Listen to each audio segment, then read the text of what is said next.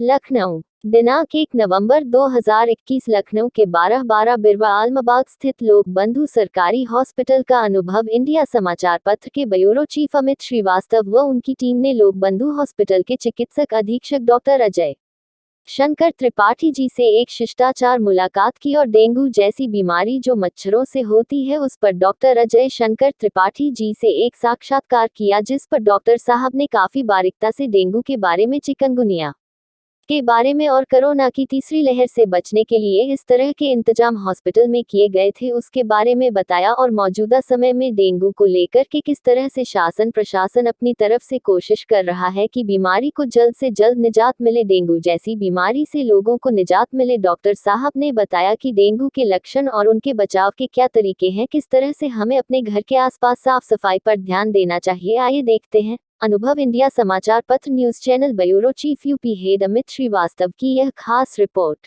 देखने वाली बात यह है कि हर साल एक बीमारी एक ऐसी आ गई है जिसका एक्सपेक्टेशन हम पहले से कर लेते हैं और पहले से हमें उसका ज्ञात होता है, जिसको हम कहते हैं डेंगू या मलेरिया जैसी बीमारी, जो इस समय बहुत चरम पे चल रही है। खासकर लखनऊ प्रदेश के राजधानी जो लखनऊ है हमारा, उसमें लखनऊ में जो एरिया वाइज जो पेशेंट निकल रहे हैं वो डेली 20, 25, 30 पेशेंट निकल रहे हैं। उसी को क्रम को देखते हुए मैं इस समय लखनऊ के 12 बिरवा स्थित लोक बंधु हॉस्पिटल में हूँ, जहाँ पे हमारे साथ MS sir Ajay Tripathi sir हैं। आइए उनसे जानते हैं कि डेंगू को लेकर के किस तरीके से समाज में हमारे जो लोग जागरूक हो रहे हैं या नहीं हो रहे हैं, और आज की डेट में उनके हॉस्पिटल में कितने पेशेंट डेंगू के आए हुए हैं। डॉक्टर, सबसे पहले तो आपका हमारे अनुभव इंडिया न्यूज चैनल में स्वागत है। हमारे दर्शक ये जानना चाहेंगे कि आज की डेट में डेंगू के पेशेंट आपके हॉस्पिटल में कितने हैं? नमस्कार। जैसा कि ये डेंगू आपने बताया कि फैल रहा है हमारे लखनऊ में और काफ़ी मरीज़ आए हैं हमारे अस्पताल में। इस समय करीब 50 से 51 मरीज आज के दिन भर्ती हैं। इसमें ये सारे कार टेस्ट पॉजिटिव हैं। जो एलाइजा पॉजिटिव हैं वो 23 हैं जो पॉजिटिव हैं। लेकिन इससे हम न भी जाते हुए जिन भी मरीज़ों को फीवर आ रहा है या प्लेटलेट उनका कम है तो वो मरीज़ परेशान होते हैं, अस्पताल में चाहते हैं कि वो भर्ती हों और उनका विधिवत इलाज हो। हमारे यहाँ अभी तक पिछले महीने से हम लोगों ने करीब 300 मरीजों को एडमिशन दिया है जो डेंगू के पॉजिटिव कार टेस्ट पॉजिटिव आए हैं, और वो उनका अच्छे से इलाज हुआ है और करीब 250 तक हम लोगों ने डिस्चार्ज भी कर लिया है। बहुत अच्छे से हम लोगों ने इलाज किया है यहाँ पे, और कई नई चीज़ें हमने इसमें इंट्रोड्यूस किया है डेंगू के इलाज के दौरान कि हर मरीज़ को प्रतिदिन 24 घंटे में एक बार उनके मोबाइल पे उनकी वस्तु स्थिति कि उनका फीडबैक देना कि उनका पल्स कितना है, ब्लड प्रेशर कितना है, टेम्परेचर कितना है और प्लेटलेट काउंट कितना है, ये सब हम उनको पर डे के रिपोर्टिंग में देते हैं। और उससे उनको एक साहस बना रहता है कि ये हमारी प्रगति है। परीक्षण तो यही है कि बुखार होगा तो हम इसमें जाएं कि जैसे ही फीवर हो तो पूरी कोशिश ये करनी है और एक ये जन जागरूकता अभियान चलानी है आप लोगों के माध्यम से और कहीं से भी कि किसी भी सूरत में केवल पैरासीटामोल लेना है। कहीं भी किसी भी जगह जाएं मेडिकल स्टोर पे तो मेडिकल स्टोर वाला भी कोई दवा ऐसी दे देता है जिसमें ब्रूफेन, निमेसुलाइड इस तरीके की चीज़ें मिली रहती हैं। पूरी कोशिश करनी चाहिए कि इस समय बरसात के बाद से किसी भी साल, हर साल ये चीज़ें आती हैं, किसी भी समय बुखार के लिए केवल पैरासीटामोल लेना है और पैरासीटामोल लेकर आराम करें और जल्दी से जल्दी किसी भी अपने नज़दीकी सरकारी स्वास्थ्य केंद्र में जो PSC, CSC या जिला अस्पताल हो सकता है वहाँ पहुँचें और उसका इलाज कराएं, क्योंकि पढ़े लिखे डॉक्टरों के ही बीच में जाकर इलाज कराएंगे तो निश्चित रूप से ये बड़े अच्छे तरीके से ट्रीट भी हो जाएगा। इसमें कतई घबराने वाली चीज़ नहीं है, क्योंकि डेंगू अपने आप में एक ऐसी खतरनाक चीज़ नहीं है जिससे लोग भयाक्रांत हों। इसका एक स्ट्रेन है जो अगर वो स्ट्रेन अगर होता है तो haemorrhagic fever, dengue shock syndrome ये सब चीज़ें होती हैं, लेकिन उसका परसेंटेज बहुत कम है।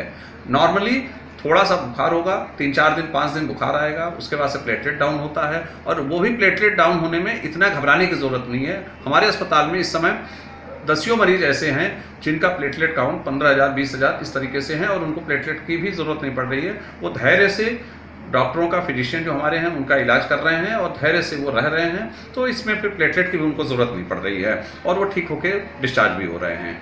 अच्छा डॉक्टर साहब, जैसे 2020 में कोरोना आया और फिर 2021 में भी बहुत भयानक स्थिति हुई थी, तो कोरोना को देखते हुए आज की डेट में कोरोना से रिलेटेड कितने पेशेंट आपके यहाँ हॉस्पिटल में आए होंगे, या कुछ एडमिट भी हैं, या सिर्फ ट्रीटमेंट करा कर मतलब वो चले जाते हैं? देखिए, ये ईश्वर की बड़ी असीम कृपा है। अभी हम लोग सेकेंड वेव में जो हालत देखे हैं, थर्ड वेव की पूरी तैयारी हम लोग की थी जुलाई में, लेकिन कुछ अच्छा समय है कि हमारे पास कोविड का कोई भी मरीज़ नहीं है। और जितने हम लोग टेस्ट करा रहे हैं, क्योंकि जो भी लोग आ रहे हैं मरीज इमरजेंसी में आते हैं, उनका एंटीजन टेस्ट कारण से भी मतलब कोई दिक्कत परेशानी आती है, या पेशेंट जो दूसरी बीमारियों को देख करके मतलब कुछ उनको कोई दिक्कत आती है क्या? देखिए, बीमारियां ऐसी एक चिकनगुनिया बीमारी है या और भी कुछ बुखार से रिलेटेड है? देखिए, ये जो समय होता है बरसात के बाद वाला, जुलाई के बाद से अक्टूबर नवंबर, ये जो समय होता है, ये बीमारियों की अथाह उसमें लगा देते हैं। क्योंकि उस समय बरसात होता है, गंदगी होती है, लोग आसपास लोग सफाई नहीं करते हैं, पानी जमा रहता है छतों पे हर जगह, अगल बगल बहुत सारे शहरों में प्लॉट खाली रहते हैं, गांव में नालियां बजबजाती रहती हैं, गंदगी होती है, मच्छर, ये मच्छरों का भी टाइम होता है, ब्रीडिंग टाइम होता है, तो मच्छर भी इसी समय सबसे ज़्यादा होते हैं। और ये सबसे अनहेल्दी सीजन होता है। इसी समय मलेरिया, टाइफाइड, डेंगू, इस सब कुछ बीमारियां इन्हीं 3-4 महीनों में होती हैं। चूँकि हम लोग अस्पताल पर डिपेंडेंट रहते हैं, प्रिवेंशन ज़्यादा जरूरी है। ये बीमारियां हो ना, इसके लिए हमको काम करना है, और यही जन जागरूकता अभियान चलाने की ज़रूरत है कि पानी ना रुका रहे कहीं भी। पानी अगर रुकता है, जैसे डेंगू का पानी है साफ में रहेगा, मलेरिया का है वो गंदे पानी में रहेगा, जो नालियाँ हैं। और बहुत थोड़े थोड़े उपाय से अगर सारे लोग ये उपाय करने लगें, जैसे गांव में नालियां होती हैं, वो खुली नालियां होती हैं, बजबजाती नालियां हमने कई गांवों में देखा है, तो उसमें अगर जला हुआ तेल, मोबिल ऑयल, कोई चीज़ ऐसा थोड़ा थोड़ा लोग भी डाल दें, 100 ml 200 ml भी डाल दें, चूने का छिड़काव करते हैं। हाँ, तो उसने ये जला हुआ तेल, मोबिल ऑयल या इस तरीके से डीजल, तो इससे जो लार्वा है वो बैठ जाएगा, वो नहीं डेवलप कर पाएगा।